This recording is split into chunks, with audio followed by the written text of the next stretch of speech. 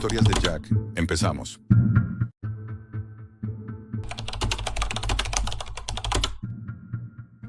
Si estás viendo esto, ya es demasiado tarde para mí, pero aún puedes decidir si seguir o cerrar esta página antes de que te pase lo mismo que a mí.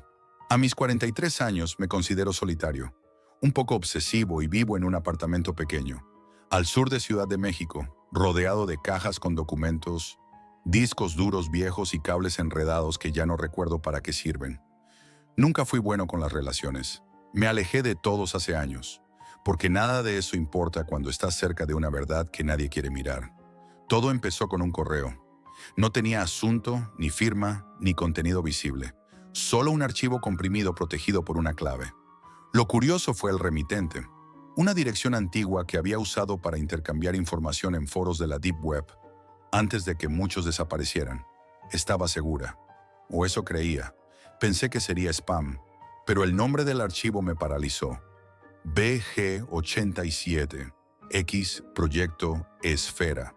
BG87X. Llevaba meses viendo esa codificación repetida en ciertas referencias cruzadas entre servidores ocultos, pero nunca encontraba nada sólido. Solo trazas, ecos, hasta ese día. Conseguí descifrar la clave tras comparar cadenas de texto que aparecían en hilos antiguos de conspiración, la mayoría ya eliminados. No fue suerte, fue obsesión. El archivo contenía varios documentos, planos en CAD, imágenes térmicas, audios distorsionados y algo que parecía un escaneo 3D de una esfera perfectamente simétrica. No era un modelo generado, era un registro real, con marcas de fabricación, con texto grabado. Una de las imágenes llevaba fecha de 2006, la otra de 2019. Ambas eran la misma esfera, en distinto lugar. Entendí entonces que todo lo que creí sobre la esfera de Buga era apenas una migaja. Esa esfera fue encontrada en Colombia hace más de medio siglo. Y desde entonces ha sido objeto de mitos. Que rueda sola, que vibra, que emite sonidos. Durante años pensé que era solo eso, folclore mezclado con desinformación, pero ahora tenía pruebas en mis manos. Algo tangible, algo oficial, porque estos documentos no los había hecho un aficionado. Tenían sellos del ejército mexicano, de instituciones que oficialmente no existen. Empecé a reconstruir la cronología. Según los informes, en 2004, la esfera fue trasladada de forma encubierta a México, con el pretexto de un programa conjunto de tecnología aeroespacial entre gobiernos. Mentira. La movieron en un convoy sin registro, pasando por zonas rurales bajo custodia de personal vestido como civiles. Ninguna prensa lo cubrió. Ningún testigo lo denunció. Era como si no hubiese ocurrido. Pero ocurrió. Y tengo el video. Una de las grabaciones muestra el interior de una sala subterránea con sensores, pantallas y una especie de estructura metálica que sujeta la esfera en suspensión, sin tocarla. No hay sonido. Solo una imagen borrosa, verde y negra, como de visión nocturna. La cámara enfoca el objeto desde varios ángulos, y en uno de los fragmentos se ve cómo una luz roja parpadea detrás de un panel, justo cuando un operario introduce una especie de aguja láser en la superficie del objeto. La esfera reacciona, no brilla, no se rompe, no se mueve, pero su superficie cambia, como si absorbiera la energía. La temperatura del entorno sube bruscamente. Lo sé porque uno de los gráficos que aparece al lado muestra una curva ascendente, de 21 grados a casi 65 en menos de 3 segundos. Después, un corte abrupto en la grabación. Fin del clip. Intenté reproducir ese video en otro programa. Me di cuenta de que el archivo tenía metadatos ocultos, coordenadas, GPS y una palabra clave. K21, K21. Nunca había oído hablar de eso.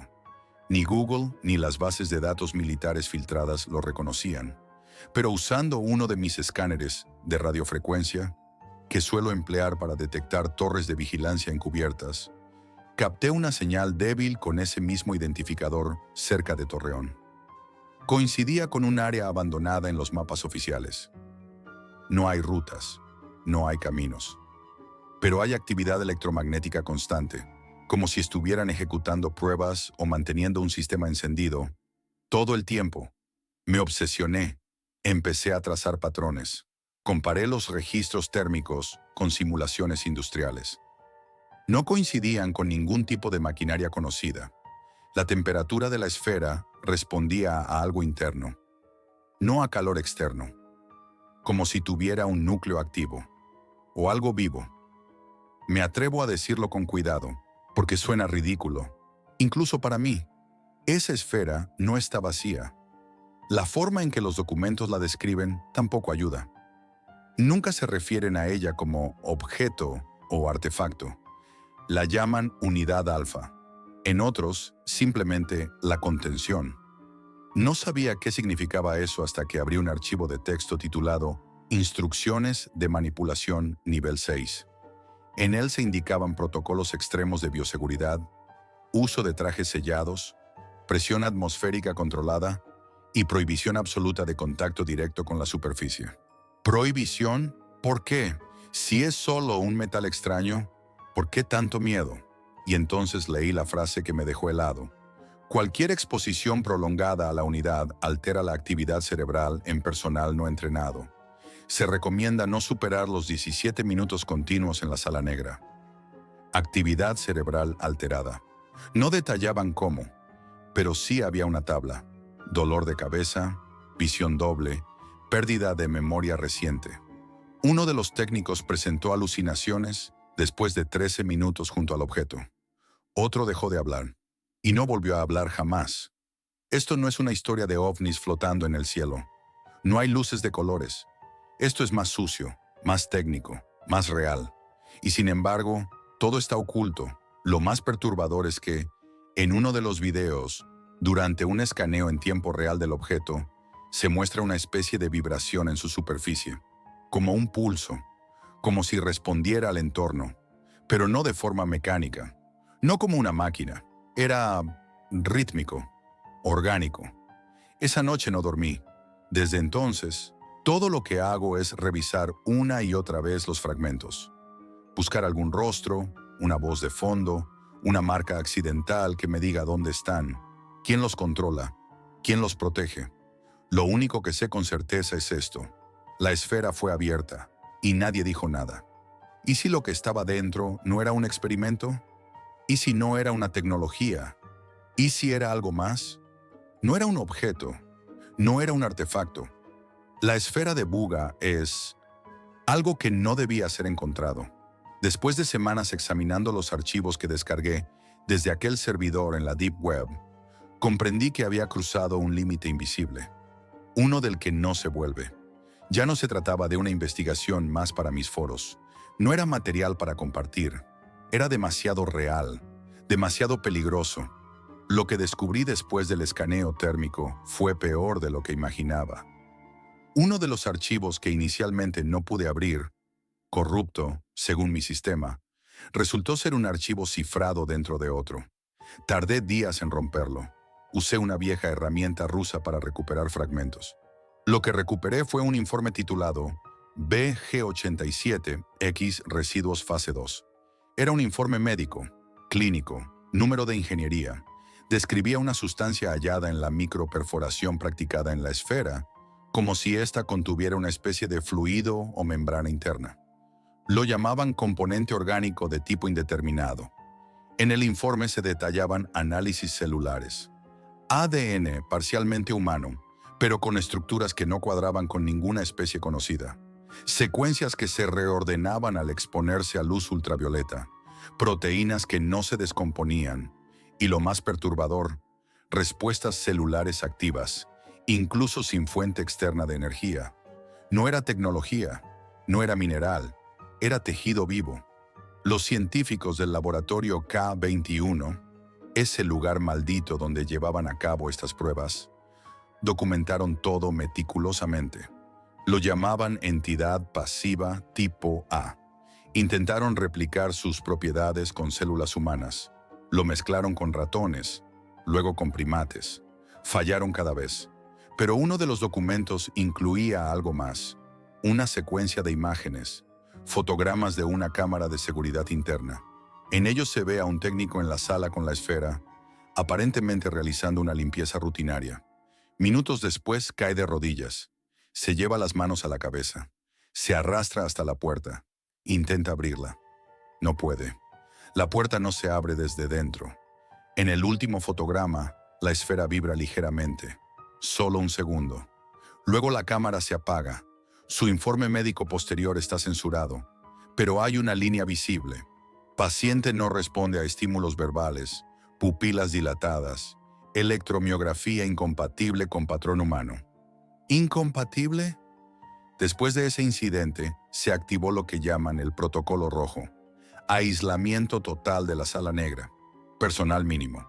Supervisión directa desde el exterior. Lo más grave, se clausuró la documentación de todos los operarios que habían trabajado en el proyecto desde 2005. Nombres, direcciones, identidades, borrados. Busqué uno de ellos, Carlos M. Así aparecía en una de las comunicaciones filtradas. En teoría era técnico de sistemas. Encontré un par de registros fiscales antiguos, un recibo de teléfono, pero nada más. No figura en ningún registro civil, como si nunca hubiera existido. Una noche, en un hilo olvidado de un foro sobre teoría militar en Sudamérica, encontré un comentario enterrado que me heló la sangre. El usuario decía: Carlos murió en 2012, no oficialmente, pero yo estuve en el entierro. No dejaron abrir el ataúd. No hubo confirmación, pero lo leí más de 20 veces. La cuenta fue eliminada a las pocas horas. Empecé a notar cosas extrañas. Durante 3 días seguidos, al salir de casa, noté un coche gris estacionado frente a mi edificio. El mismo modelo, misma matrícula, nadie dentro. O eso parecía. Las cámaras de seguridad de mi calle fueron desactivadas sin explicación por mantenimiento técnico. Nunca ocurre eso aquí. Una noche escuché pasos en mi pasillo, 3 toques en mi puerta, sin respuesta. Me quedé quieto, en la oscuridad, durante casi 1 hora. Al día siguiente, alguien había forzado la cerradura de mi trastero. No se llevaron nada, solo lo registraron. Lo supe porque el disco duro donde guardaba mis archivos estaba movido. Un par de milímetros, pero yo lo sabía. Nadie más que yo lo usaba. Pensé en destruirlo todo, quemarlo, borrarlo, pero no pude. Había algo más, algo que me ató a esta historia. Uno de los informes, muy fragmentado, hablaba de un intento de replicar el núcleo de la esfera. Un equipo llamado Unidad Bit 4 trabajaba con réplicas del material interno. Según el documento, lograron activar una reacción, pero no pudieron detenerla. Una sala entera quedó clausurada. Hablan de emisión de patrones acústicos de origen no humano y fluctuaciones gravitacionales localizadas. No supe qué significaba eso hasta que busqué referencias cruzadas. Era como si el objeto hubiese distorsionado el espacio a su alrededor durante segundos. Como si la esfera hubiera abierto algo, un umbral, un canal. Nadie lo nombra así, pero se insinúa. Y entonces vi la última frase en un archivo sin título, escrito por uno de los supervisores antes de cerrar el laboratorio. Nos equivocamos. No debimos abrirla. No era para nosotros. No era para estar aquí. Era un contenedor, no una cápsula. No era un mensaje. Era una advertencia. Desde entonces, todo se volvió más oscuro. Las pruebas, los archivos, los nombres, los videos. Todos me señalan a mí ahora. Sé que estoy en una lista. Cada día cambio de red, de dirección IP, de disco de almacenamiento. Duermo con el router apagado y aún así sé que me están rastreando. No tengo cómo demostrarlo, pero lo siento, lo respiro y aún así sigo buscando, porque hay algo que nadie ha dicho, algo que ningún informe reconoce directamente, pero que se lee entre líneas. Lo que estaba dentro de la esfera ya no está y nadie sabe dónde fue. O sí lo saben y por eso lo esconden. Tal vez no me quede mucho tiempo. Quizá este sea mi último mensaje. Solo quiero que entiendas una cosa. Esto no va de ovnis ni de luces en el cielo. Va de una tecnología biológica que no pertenece a esta época. Va de que alguien, en algún momento, intentó encerrarla. Y nosotros la hemos liberado. Si encuentras los archivos BG87X, no los abras, ni siquiera los mires. Solo destrúyelos. O te pasará lo mismo que a mí. Si has llegado hasta aquí, ya formas parte de los pocos que conocen esta verdad enterrada. Déjame tu opinión en los comentarios. Y si quieres más historias que no todos se atreven a contar, suscríbete y deja tu like. Nos vemos, si es que seguimos aquí.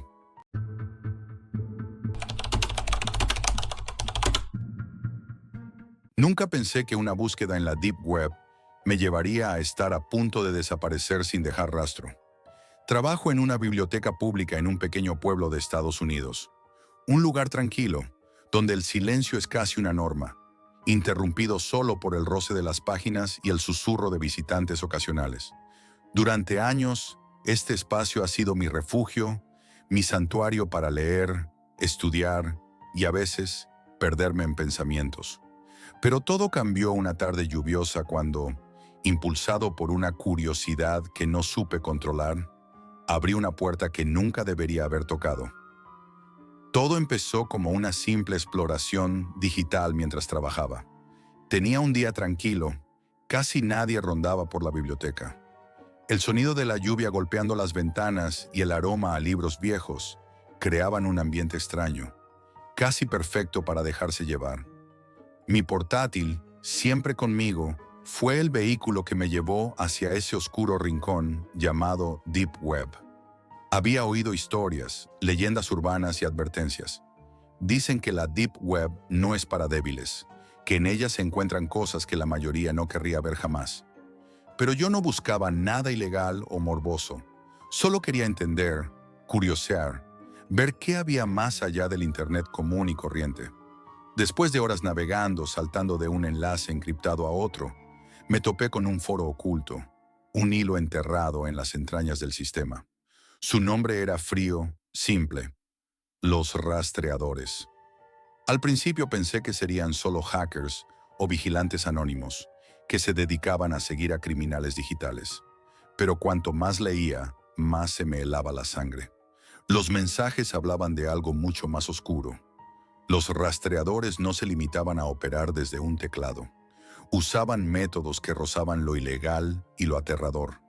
Localizaban a personas, las espiaban, y si alguien se atrevía a descubrir demasiado, desaparecía, sin explicaciones, sin pistas. No eran cuentos de fantasmas ni leyendas paranormales, sino desapariciones reales, documentadas y enlazadas con informes policiales y noticias locales. Personas que investigaban o simplemente merodeaban en ciertos temas y que de repente dejaban de existir. Intenté no obsesionarme, pero no podía dejar de leer. Algunos usuarios del foro contaban que los rastreadores tenían acceso a datos confidenciales, vigilancia avanzada, incluso contactos dentro de agencias de seguridad. No eran una banda ni un grupo activista, sino una organización secreta con un objetivo desconocido: proteger algo. La tensión crecía en mi interior como una sombra que se alargaba con cada mensaje. Al final, la curiosidad pudo más que el miedo y decidí escribirles. Envié un mensaje anónimo en el foro preguntándoles qué protegían, por qué eliminaban a quienes indagaban demasiado. Esperaba no recibir nada, pero en menos de 10 minutos llegó un mensaje privado. Lo abrí con dedos temblorosos. La respuesta fue directa y escalofriante. La información tiene un precio. Tu curiosidad juega con fuego. Nosotros vigilamos y ahora te tenemos en nuestra mira. Para tu propio bien, detente. Mi respiración se volvió rápida. Mi mente quería cerrar el portátil, correr, olvidar todo, pero no pude. Esa noche, mientras la biblioteca se sumía en la oscuridad y la lluvia golpeaba sin descanso, decidí seguir investigando. La pantalla iluminaba tenuemente la sala vacía. El tiempo parecía haberse detenido. De repente, la conexión a Internet se cortó sin aviso. Mi portátil se reinició solo y cuando volvió a encenderse, la pantalla mostró un mensaje en letras blancas sobre fondo negro. No sigas buscando. Me quedé helado. Miré a mi alrededor, esperando ver a alguien, un intruso quizás, pero la biblioteca estaba desierta. Solo el eco lejano de la lluvia acompañaba aquel silencio opresivo. Esa fue la primera señal real de que había cruzado una línea que no debía. Al salir sentí como si alguien me observara, como si la sombra de aquellos rastreadores se hubiera materializado en la oscuridad misma. Desde ese momento, cada paso que daba parecía vigilado, cada palabra podía ser escuchada. Pero esa historia no termina aquí. Cuando salí de la biblioteca aquella mañana, creía que lo peor ya había pasado, que el mensaje en la pantalla, el corte súbito de la conexión, solo eran advertencias vacías, pero nada estaba más lejos de la verdad. Al entrar, me encontré con mi puesto completamente revuelto, como si alguien hubiera estado ahí, husmeando mis cosas, mientras yo no estaba. Mi portátil, el mismo que pensé que estaba seguro, estaba encendido. La pantalla brillaba, pero no mostraba nada útil. Solo una nota pegada con cinta adhesiva que llamó mi atención de inmediato. La frase escrita con recortes de periódicos, como en esas películas de secuestros, era clara y directa. Sabemos dónde vives, Jack. Un frío indescriptible recorrió todo mi cuerpo. Sentí que mis piernas temblaban y el aire me faltaba. Miré alrededor, esperando encontrar alguna señal de intruso, pero la biblioteca seguía vacía. ¿Cómo habían entrado? ¿Quién había dejado eso? La sensación de estar siendo vigilado se volvió casi física. Lo primero que hice fue revisar las cámaras de seguridad. Pero algo raro sucedió. La grabación del día anterior había desaparecido, sin motivo aparente, sin explicación lógica. Era como si alguien hubiera manipulado el sistema para borrar cualquier evidencia de esa presencia invisible. Desde ese momento, todo cambió. El teléfono empezó a sonar. Primero llamadas aisladas, silencios, respiraciones pausadas al otro lado. Luego, los sonidos se volvieron más extraños. Susurros casi inaudibles, golpes leves y en una ocasión, un suspiro desesperado que me heló la sangre. Intenté bloquear todos los números desconocidos, pero parecía inútil. Cada llamada venía de un número distinto, como si estuvieran en todas partes a la vez. No solo era la tecnología, empecé a notar cosas raras en la calle. Un coche negro que pasaba lentamente frente a mi casa varias veces al día. Sombras que parecían seguirme en el reflejo de las ventanas. Y lo peor, fotos mías apareciendo en mi correo, en redes sociales, tomadas desde ángulos imposibles. Detrás de mí, en la biblioteca, desde la ventana de mi apartamento, en la calle por donde camino cada mañana. El miedo se apoderó de mí.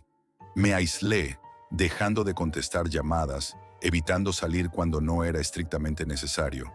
Comencé a sospechar que hasta los lugares donde creía seguro ya no lo eran. En una de esas noches sin dormir, recibí un correo anónimo con un vídeo adjunto. Con manos temblorosas abrí el archivo.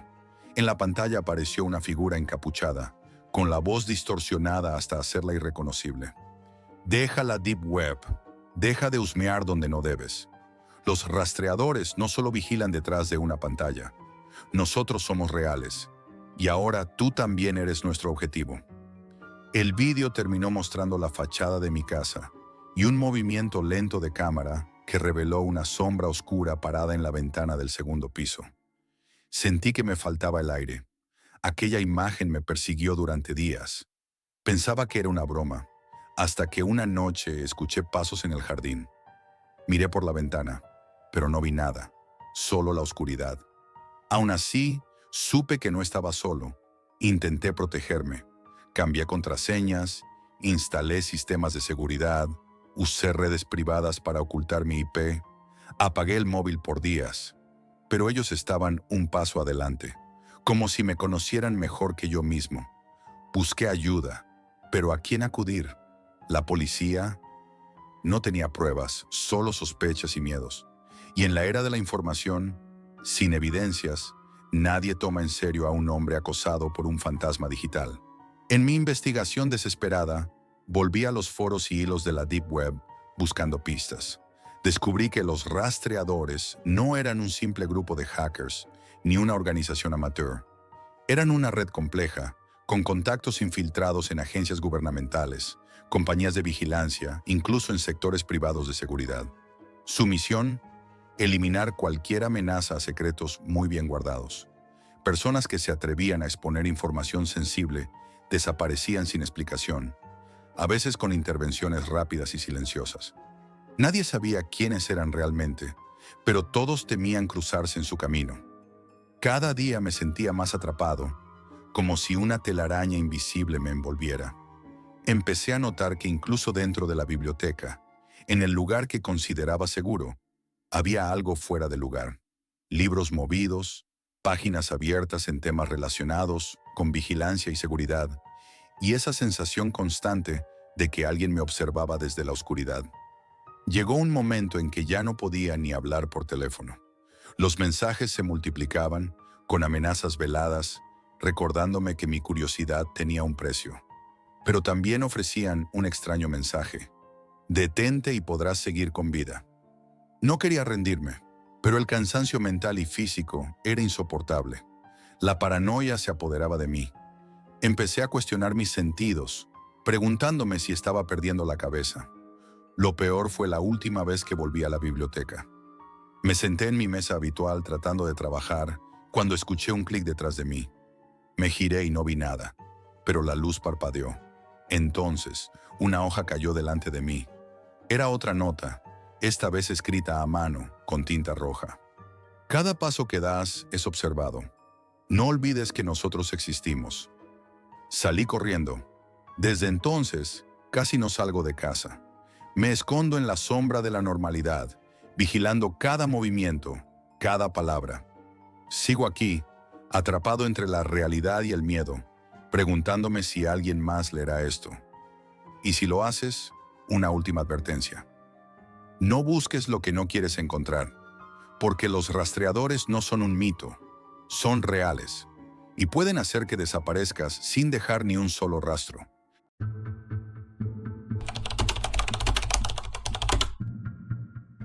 Nunca imaginé que buscar diamantes en la Deep Web me llevaría a perder mucho más que dinero. Perdí algo que ni siquiera sé si podré recuperar. Esta es la historia que casi acaba conmigo. Todo comenzó hace apenas 3 meses, cuando un amigo muy cercano, Marcos, me habló de un mercado oculto en la Deep Web donde, según él, se vendían diamantes a precios que desafiaban cualquier lógica. Me aseguró que no era nada ilegal, solo un lugar secreto, exclusivo, donde podías comprar cosas caras a precio de ganga. Por aquel entonces, estaba pasando un mal momento. La crisis económica me había dejado sin ahorros y sin esperanzas. Tenía que intentar algo. La idea de conseguir un diamante auténtico a precio irrisorio me parecía una oportunidad única, demasiado buena para dejarla escapar. Aunque en el fondo algo me decía que no debía, la mezcla de curiosidad y desesperación me empujó a seguir adelante. Esa misma noche me senté frente al ordenador, en mi pequeña habitación iluminada solo por la fría luz azulada de la pantalla. El silencio era absoluto, solo roto por el zumbido del ventilador. No era la primera vez que entraba en la Deep Web, pero aquella noche sentí una extraña opresión, como si algo invisible me observara desde las sombras. Navegué entre páginas oscuras, foros con nombres incomprensibles, listas de productos ilegales y mercaderes ocultos tras identidades falsas. Finalmente, di con un vendedor con un perfil extraño. Sin nombre, sin fotos, solo un identificador digital y una cuenta de bitcoins con cientos de transacciones. Ofrecía diamantes certificados, o eso parecía. El precio era tan bajo que parecía un error del sistema. A pesar de las alarmas en mi cabeza, le envié el dinero. Unos minutos después, llegó un mensaje automático confirmando la transferencia y facilitando una dirección para el envío. Me advirtieron con una sola frase: discreción absoluta, no hables de esto con nadie. Esperé nervioso esos 2 días. Cada notificación del móvil me hacía saltar. Por fin, un mensajero dejó un paquete en la dirección falsa que di para despistar. Era una pequeña caja negra, sin marcas ni etiquetas, Con manos temblorosas, abrí la caja y vi el diamante. Brillaba con una luz propia, un fuego interno que parecía ocultar algo más que su simple belleza. El corazón me latía a 1000 por hora. Aquella joya era perfecta, pero también parecía demasiado perfecta. Esa misma noche comenzaron los problemas. Mi teléfono vibraba sin parar, largas horas de silencio, respiraciones profundas y susurros en idiomas que no entendía. Intenté rastrear las llamadas, pero no había rastro.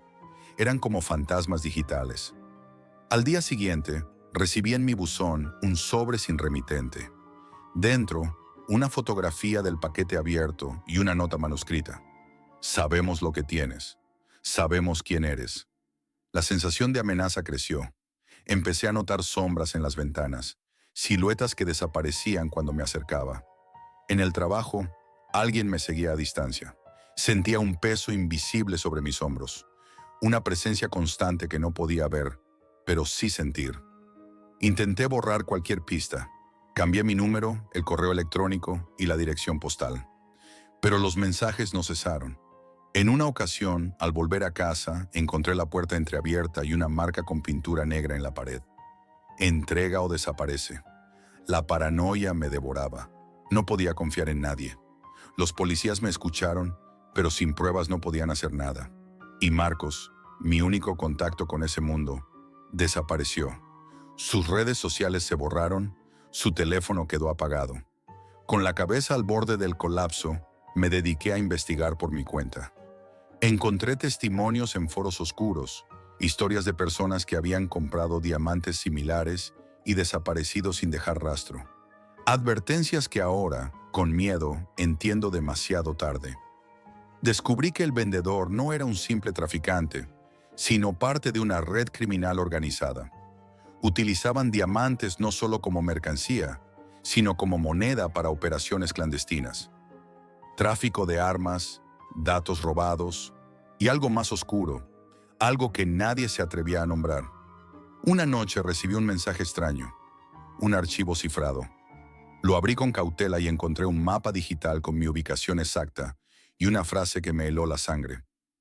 No es solo un diamante, es una llave, no la pierdas. A partir de ese momento, todo se volvió más oscuro. Alguien había cruzado una línea invisible y ahora estaba dentro de mi vida, controlándola desde las sombras, sin poder verme, pero dominando mis movimientos. No sabía en quién confiar, ni a dónde ir. Mi vida empezó a convertirse en una carrera contrarreloj para sobrevivir a algo que ni siquiera podía comprender del todo. Después de aquella noche en la que recibí el vídeo con la amenaza, mi vida cambió para siempre. Cada instante se convirtió en un tormento. Las sombras que antes solo sentía, ahora se materializaban en detalles concretos que me dejaban sin aliento. No solo era la sensación de ser observado, había algo más. El paquete con la nota "No juegues más con fuego" fue solo el principio. A los pocos días, alguien comenzó a manipular mi entorno. El café que solía tomar apareció derramado sobre mis documentos importantes. Mi coche fue rayado con un símbolo extraño, un círculo atravesado por una línea vertical que no entendía, pero que más tarde supe era un signo usado por ciertas organizaciones criminales para marcar a sus objetivos. Intenté acudir a la policía, pero sin pruebas concretas. Mis denuncias se quedaban en el limbo. Peor aún, una de las veces que les informé de un vehículo sospechoso rondando mi casa, no hicieron nada. Comprendí que no solo yo estaba atrapado, sino que había algo mucho más grande y poderoso detrás. La paranoia empezó a devorarme. Caminaba por la calle mirando por encima del hombro, dudando de cada persona que se cruzaba en mi camino. Los amigos que aún confiaban en mí notaban mi cambio, mi ansiedad permanente, pero no podía contarles la verdad. Temía por ellos, y sobre todo, temía que me tacharan de loco. Marcos, el único que conocía esta historia, desapareció del mapa. Su última respuesta fue un mensaje extraño. Si sabes algo de los diamantes, no lo sigas investigando. Es peor de lo que imaginas. Decidí entonces buscar respuestas por mi cuenta en foros ocultos, intentando conectar con otros compradores. Lo que encontré fue aterrador. Historias de personas que fueron encontradas muertas en circunstancias inexplicables, con marcas en sus cuerpos que parecían rituales, o simplemente desaparecidas sin dejar rastro. En cada caso, el denominador común era el mismo: un diamante comprado en la Deep Web. Un día, mientras revisaba antiguos mensajes, encontré un correo electrónico con un archivo adjunto. Era un vídeo grabado con una cámara de seguridad de baja calidad. En él se veía a alguien entrando en mi piso mientras yo no estaba. La figura estaba encapuchada, sus movimientos meticulosos y fríos. Tomó algo de un cajón y salió sin dejar huella. Eso no fue todo. Minutos después, la figura dejó un sobre la mesa con una nota que decía: «Esto no es un juego, Jack». La caja donde guardaba el diamante había desaparecido. Mi mente se rompió en 1000 pedazos. ¿Cómo podían entrar a mi casa? ¿Quién estaba detrás de todo esto? Sentí que estaba perdiendo el control. Por primera vez, el miedo no era solo psicológico, era tangible. No me quedó otra opción que esconder el diamante en un lugar público, lejos de casa. Decidí enterrarlo en un parque cercano, bajo un árbol viejo, dentro de una caja metálica con cerradura. Pensé que eso rompería la cadena, que me liberaría de aquella pesadilla. Pero la pesadilla no terminó. 2 semanas después, recibí otro mensaje, esta vez un vídeo con imágenes de la caja siendo desenterrada y abierta. No había rostro, solo manos que sacaban el diamante y lo levantaban al aire, brillando bajo la luz de la luna. Sabía que me estaban viendo y que no había lugar seguro. A partir de ese momento, la red se estrechó a mi alrededor. Recibí llamadas en horas extrañas, con respiraciones pesadas y silencios prolongados. Alguien se colaba en mis sueños, una presencia oscura que me despertaba con un susurro que no alcanzaba a comprender, pero que helaba mi sangre. Comencé a notar coches desconocidos siguiéndome. Cambiaba de ruta, de ciudad, pero ellos siempre estaban ahí, vigilándome desde la distancia. Mi familia sufrió también las consecuencias. Una noche, mi hermana recibió un paquete con una piedra negra y una nota: «No nos olvides». La llamé desesperado y desde entonces cortó todo contacto conmigo. No podía culparla. Intenté deshacerme del diamante. Lo vendí a un intermediario en un mercado clandestino, pero nunca recibí el dinero. Nunca supe si el diamante llegó a ese hombre o si simplemente fue otra pieza más en el juego de esa red. Lo único que sé es que mi vida terminó de romperse cuando me di cuenta de que no podía escapar. La cadena no se rompía. Era como si ese diamante fuera un imán, una maldición. Ahora vivo escondido, sin rumbo fijo, cambiando de ciudad y nombre cada pocas semanas. Siento que me persiguen, que me acechan en la oscuridad, que cualquier descuido será mi fin. No escribo esto para pedir ayuda. Lo hago para advertir. La Deep Web no es un lugar para jugar con objetos como este diamante, porque detrás de esas ofertas imposibles hay redes criminales que no dudarán en destruirte si entras en su juego. Algunos tesoros están malditos y llevan cadenas que nunca se rompen. Si alguna vez te cruzas con una oferta de diamantes en la Deep Web, recuerda mi historia. A veces en lo oculto, no solo se venden objetos, también se venden vidas.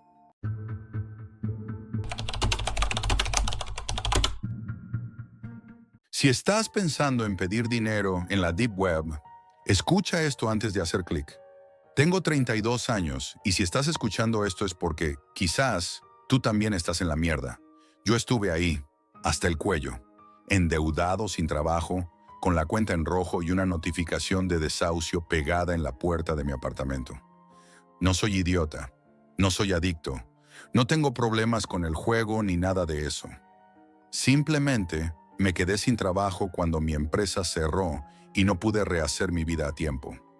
El alquiler seguía llegando, las facturas también, y la comida, claro. Pero nadie da trabajo a alguien que lleva meses en paro y tiene los ojos de un hombre derrotado. Las ayudas no alcanzaban, las deudas se acumulaban. Pedí dinero a amigos, a mi hermana, incluso a mi ex. Todos me dijeron lo mismo: «Lo siento, no puedo ahora». Fue una noche, 3 de la madrugada, insomnio, ansiedad y ese zumbido constante en la cabeza. Abrí el portátil y empecé a buscar cosas que no se deben buscar. Préstamos sin verificación. Dinero rápido sin bancos. Dinero urgente sin aval. Y así caí en un hilo de Reddit oculto, con comentarios que parecían escritos por fantasmas. Uno decía, si necesitas ayuda de verdad, busca crédito oscuro en la Deep Web. Otro respondía, te salvan, pero después desearás no haber sido salvado. Pensé que era una broma, pero el enlace estaba ahí. Lo copié, instalé Tor y entré. El sitio se llamaba Crédito Oscuro. La interfaz era minimalista. Fondo negro, letras blancas, un logo extraño, como un ojo atravesado por una línea. Tenían supuestamente 1000 usuarios. Comentarios positivos, capturas de pantalla de transferencias, historias de gente que decía haber conseguido préstamos sin preguntas. El lema era claro, te damos lo que necesitas, pero todo tiene su precio. No me pidieron muchos datos, solo un alias, el monto y una dirección de cuenta bancaria. Eso fue todo. Usé el seudónimo Mike Runner. Pedí $5,000 para sobrevivir 2 meses, para pagar el alquiler, la luz y no morirme de hambre. Me respondieron en cuestión de horas. El correo era de alguien llamado Mr. Black Period. Solo decía, préstamo aprobado, $5,000, sin intereses, devolución en 30 días. Si fallas, tú eres el interés. Me reí, lo tomé como una amenaza genérica. Estaba desesperado, pero aún me creía por encima del miedo digital. 3 minutos después de leerlo, miré mi cuenta y el dinero estaba ahí. 5,000 exactos. Transferencia anónima, sin procedencia rastreable. Me sentí aliviado, liberado. Fue como si me hubieran quitado un peso de encima. Fui al supermercado, llené la nevera, pagué el alquiler y dormí por primera vez en semanas.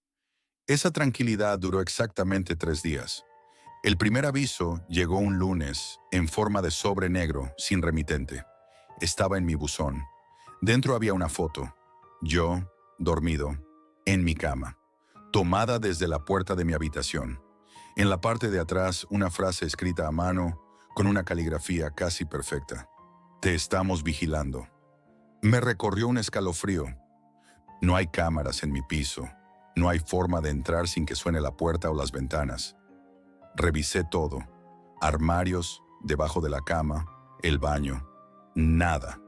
Pero alguien había estado ahí, cerca, dentro. Al día siguiente me llamaron desde un número desconocido. No contesté.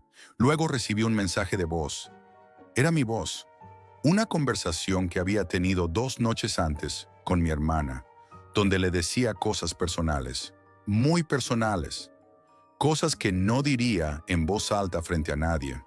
Cosas que solo se dicen cuando estás roto. Lo volví a escuchar varias veces. Era real. No era manipulación, era yo. Empecé a pensar que me habían puesto micrófonos. Revisé todo el piso con una linterna. Incluso desmonté los enchufes y abrí el router. Pero no encontré nada. Los días siguientes fueron un infierno silencioso. Empezaron a enviarme más cosas. Correos electrónicos con capturas de mi historial de navegación. Incluso mensajes que yo había escrito y borrado en redes sociales. Una vez recibí un sobre con una copia de mi contrato de alquiler y una copia de mi DNI. ¿Cómo lo consiguieron? ¿Cuándo? ¿Desde dónde? Entonces, la tercera semana, el sobre más perturbador de todos. Una lista, nombres, direcciones, todos conocidos, mi hermana, mi exnovia, mi jefe del trabajo anterior, un amigo de la infancia, incluso mi perro, que ahora vivía con mis padres. Y al final del papel, una frase, si no pagas, ellos lo harán por ti. Me quedé mirando esa hoja durante 1 hora, sin moverme, sin respirar apenas. Pensé en devolver el dinero, pero no había instrucciones, no había contacto, ningún enlace. Cuando volví a entrar a la web, estaba caída. El dominio Ponto Onion había desaparecido, como si nunca hubiese existido. Intenté buscar ayuda. Llamé a una abogada amiga. Le conté por encima. Me dijo que lo dejara estar, que no jugara con esa gente, que no había forma legal de salir de eso. Entonces fui a la policía. Maldita pérdida de tiempo. Conté lo que pude sin sonar completamente paranoico. El agente me miró como si me hubiera fumado algo. Me dijo, mire caballero, si ha pedido un préstamo ilegal, eso es asunto suyo. No podemos hacer nada. Ni siquiera levantó la vista del teclado. Salí de la comisaría con el estómago revuelto y la garganta seca. Me sentía invisible, enterrado vivo, y ya no sabía si quedaban opciones. Ahí fue cuando tomé una decisión, huir. Ese fue el último mensaje que recibí. No tienes que morir tú. Y debajo, una lista, de nuevo, pero esta vez con casillas vacías al lado de cada nombre. Era como si me dijeran, elige. Elige a quién entregas, a quién sacrificas, a quién estás dispuesto a perder para salvarte a ti mismo. Estuve horas mirando esa hoja. No podía ni llorar, solo sudar. Sentir cómo me ardían las manos mientras sostenía ese papel como si quemara. Y lo peor es que empecé a pensar nombres, a considerar, a comparar vidas. ¿Mi exnovia? ¿Mi antiguo jefe? ¿Y si marcaba a alguien que no me importaba tanto? Ahí me di cuenta de que ya estaba jodido. Ya me habían cambiado, me habían llevado al límite. Salí de esa habitación de motel como un zombie. Caminé sin rumbo durante horas, esquivando miradas, paranoico. Cualquier coche negro me parecía una señal. Cualquier persona con móvil era un espía. Pensé en matarme, no lo voy a negar, pero no lo hice. No porque sea valiente, sino porque, en el fondo, no estaba seguro de que eso los detuviera. Esa noche decidí esconderme aún más. Cambié de estado. Vendí todo lo que pude en efectivo y me moví hacia el norte, a una zona rural de Wisconsin. Un tipo me alquiló una caravana en un terreno aislado por $300 al mes.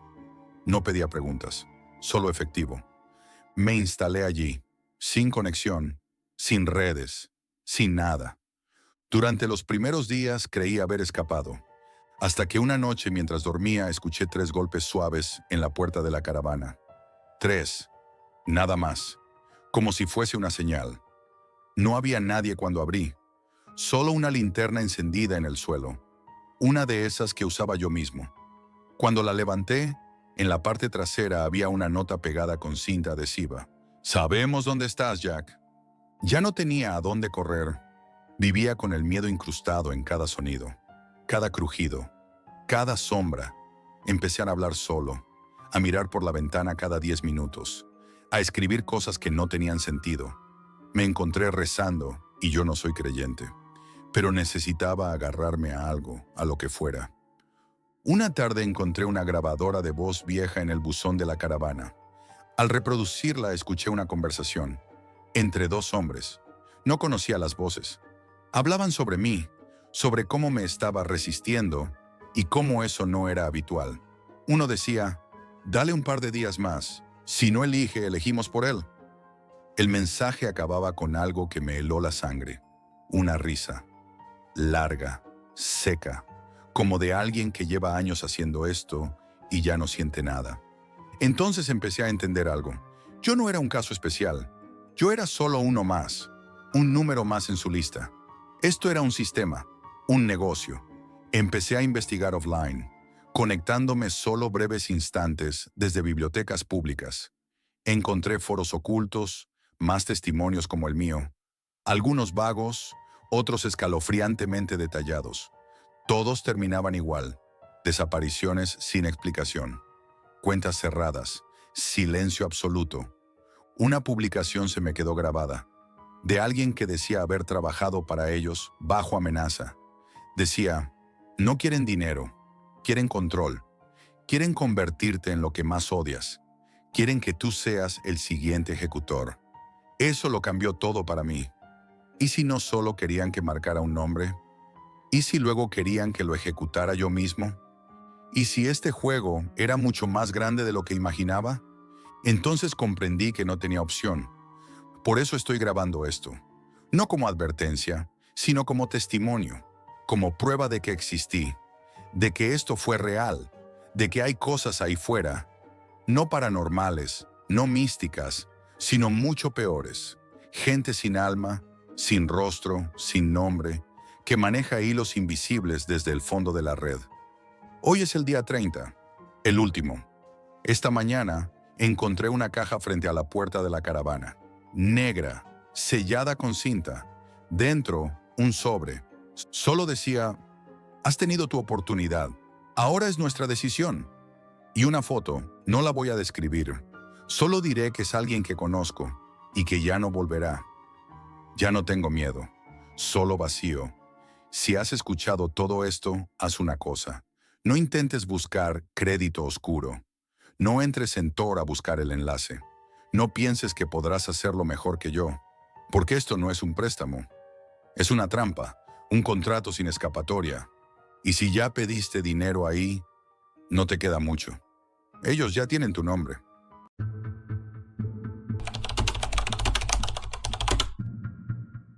Sabía que estaba cruzando una línea, pero lo que no sabía era que esa línea no tenía vuelta atrás. Me llamo Jack, o al menos eso es lo que uso ahora para que no me encuentren. La verdad es que da igual el nombre. Lo que importa es lo que hice y cómo esa decisión cambió mi vida para siempre. Durante años fui un ladrón.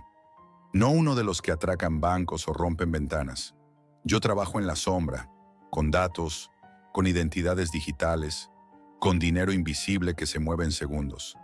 Tarjetas de crédito clonadas, cuentas vaciadas, transferencias limpias. Ese es mi mundo. Pero la seguridad se volvió cada vez más estricta. No bastaba con trucos viejos, con softwares baratos o contactos dudosos. Necesitaba algo nuevo, algo que me sacara del nivel amateur y me pusiera en la élite. Así que empecé a investigar la Deep Web.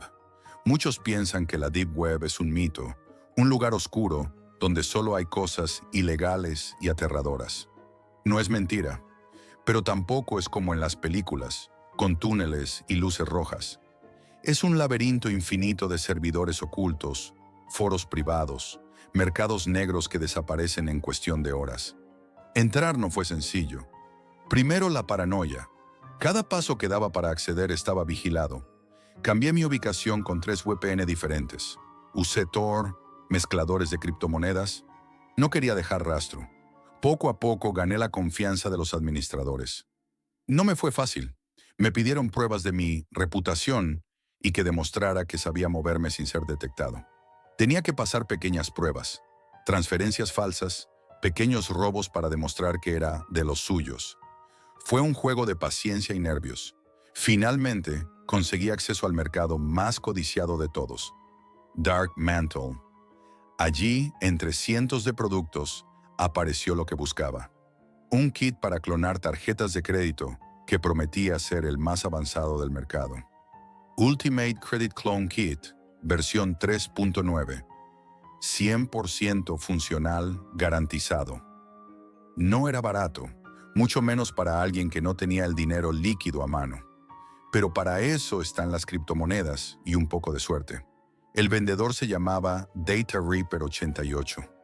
Miles de valoraciones positivas, reputación impecable desde hace años.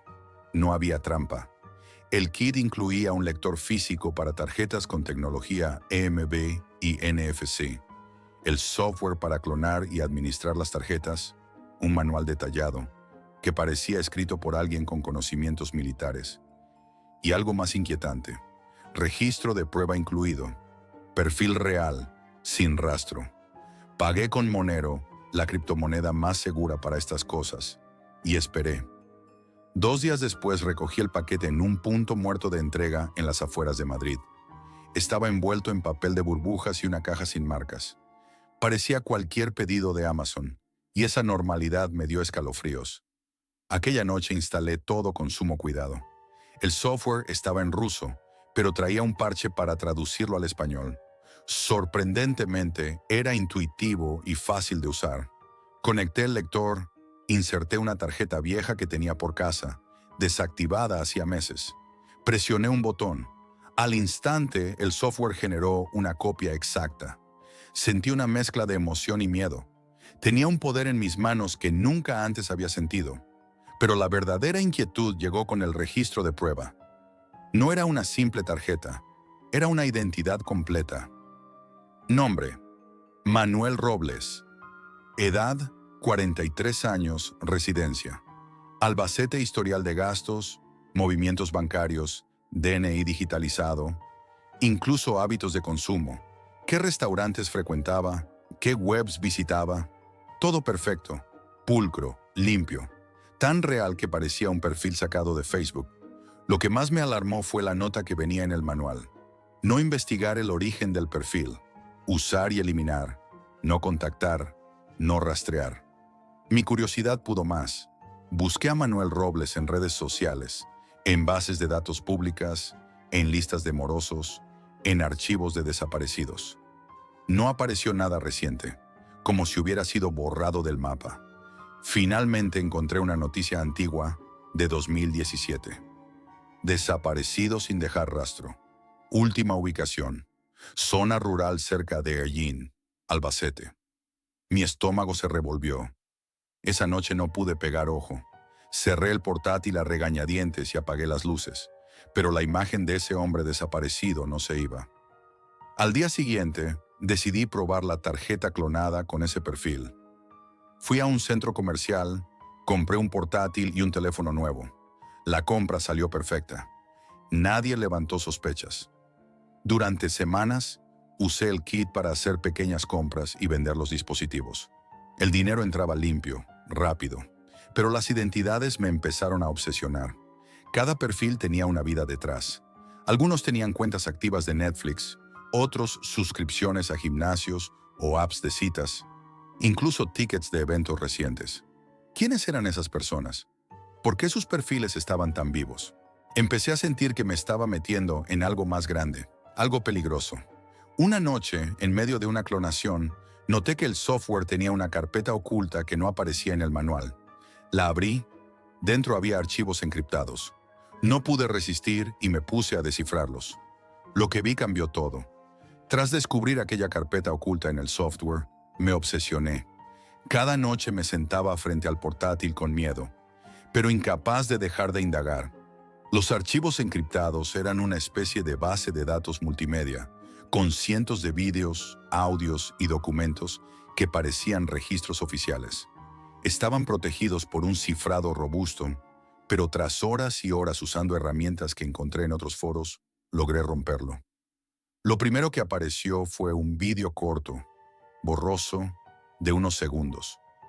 Mostraba a un hombre sentado en una habitación sin ventanas, paredes grises y luces frías. Tenía electrodos conectados en el cuello y la cabeza. Su rostro estaba pálido, los ojos vidriosos. La cámara temblaba ligeramente, como si alguien grabara a escondidas. El hombre murmuraba palabras incomprensibles, pero una frase se repetía: «No soy yo, no soy yo». El vídeo terminaba abruptamente. Lo siguiente eran más grabaciones similares, todas con distintas personas. Mujeres, hombres, jóvenes, viejos, todos con el mismo patrón. Sujetos cautivos, cables conectados, ojos en blanco, murmullos. Me pregunté qué tipo de experimento era ese, y lo peor, ¿qué relación tenía con el kit? En los documentos que venían con los vídeos, había listas de nombres y fechas. Las fechas coincidían con las desapariciones reales de personas en distintas ciudades de España. Cada perfil que clonaba tenía su vídeo correspondiente. En cierto momento, descubrí un archivo de texto titulado «Control de perfiles». Lo abrí con cautela. Decía que los perfiles no eran simples clones, sino identidades digitales extraídas directamente de personas desaparecidas o secuestradas para ser usadas en el mercado negro de la Deep Web. Esto significaba que al usar una de esas tarjetas, estaba usando la identidad de alguien que ya no existía. O peor, alguien que estaba atrapado y quizás sufriendo. Quise borrar todo, pero el software reaccionó. La pantalla parpadeó y apareció un mensaje. Has accedido a contenido no autorizado. El registro ahora es tuyo.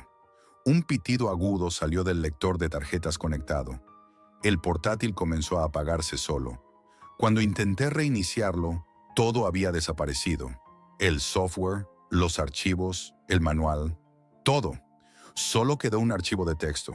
Lo abrí temblando. Decía: Bienvenido, Jack Robles, mi nombre y el apellido de la primera identidad que usé. En ese momento sentí un peso inmenso en el pecho. No era solo una amenaza, era una maldición digital. Después de eso, mi vida cambió radicalmente. Empecé a notar cosas extrañas. Mi cara apareció en cámaras de seguridad de lugares donde juraría no haber estado. Recibí correos electrónicos dirigidos a Manuel, con preguntas sobre pagos, direcciones, números de teléfono que no reconocía. Llegaron notificaciones de un seguro de vida a nombre de Robles, con mi dirección actual. Y entonces, una noche, golpearon la puerta de mi piso. 3 golpes secos, firmes, rítmicos. Abrí con miedo. No había nadie. Solo una caja negra, sin remitente. Dentro estaba el lector de tarjetas, el mismo que tiré al río semanas atrás. Lo recogí temblando y sentí que la red me tenía atrapado. Vendí todo lo que tenía, cambié de ciudad, cambié de identidad. Pensé que con eso bastaría. Pero la pesadilla siguió. Cada vez que me desconecto siento que alguien más está conectado conmigo, como si fuera un perfil más en alguna base de datos oscura. Quizá tú, que escuchas esto, estés usando una de esas tarjetas clonadas. Quizás sientas que te estás olvidando de cosas, que tu memoria falla, que alguien en la sombra está viviendo tu vida a través de una pantalla. Yo también pensé que esto era un juego, hasta que me clonaron el alma. Esto es todo por hoy, amigos, y recuerden, la realidad siempre supera a la ficción.